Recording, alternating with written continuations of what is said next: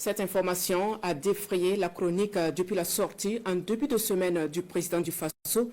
Eh bien, on en sait plus sur les détournements de fonds publics au département en charge de l'action humanitaire.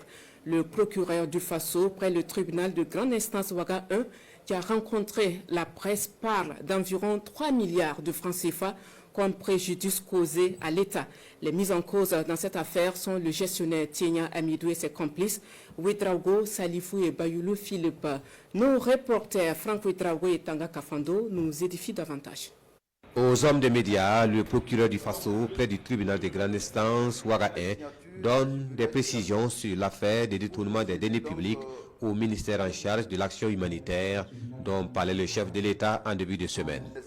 Pour Blaise Bazier, tout est parti d'une plainte le 8 octobre dernier du directeur de la gestion des finances du département au commissariat de l'arrondissement 4 de la ville de Ouagadougou contre M.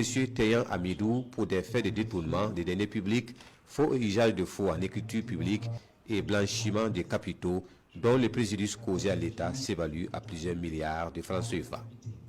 L'enquête ainsi ouverte a révélé que le sieur Teyan Amidou, gestionnaire de compte trésor, renforcement de la protection sociale PROSOC, destiné à la prise en charge des personnes déplacées internes, usait de manœuvres consistant à l'imitation et la reproduction plutôt des signatures de ses supérieurs hiérarchiques pour procéder donc au détournement. Donc ainsi, il procédait à la falsification donc des chèques qu'il faisait endosser par certains de ses complices, soit il endossait par lui-même, soit il le faisait endosser par d'autres personnes.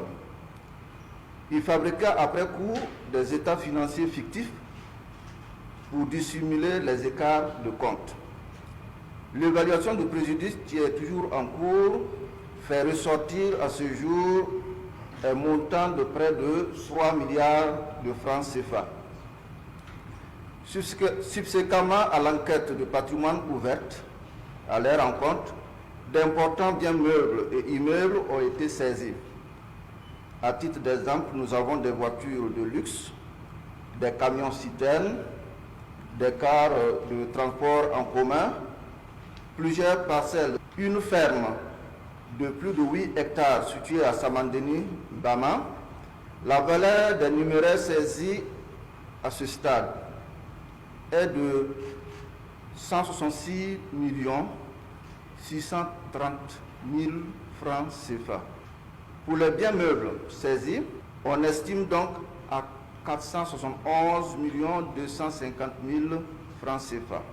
En ce qui concerne les biens immeubles, la valeur pourrait se situer à près d'1 milliard 500 000 francs CFA. À ce jour, 3 personnes, à savoir Teyan Amidou, principal auteur des faits, Ouedraogo, Salifou et Bayoulou Philippe, ont été déférés à mon parquet et sont placés sous mandat en attendant donc leur jugement. En plus de ce dossier, le procureur annonce un autre similaire, une plainte de l'agence judiciaire de l'État contre Kinda Stanislas. Alors que nous étions sur cette enquête, mon parquet a reçu une plainte de l'agence judiciaire de l'État contre Kinda Stanislas pour des faits de faux et usage de faux, détournement de deniers publics évalués à 578 772 419 francs CFA. Ce préjudice très énorme a été fait contre le Centre de promotion d'agriculture et de multiplication animaux performants. À ce stade, il a également été déféré à mon parquet.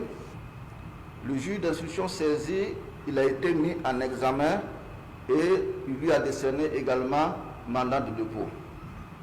Des biens meubles également des véhicules tels que Toyota Prado, Toyota Land Cruiser, Citroën ont été également saisis.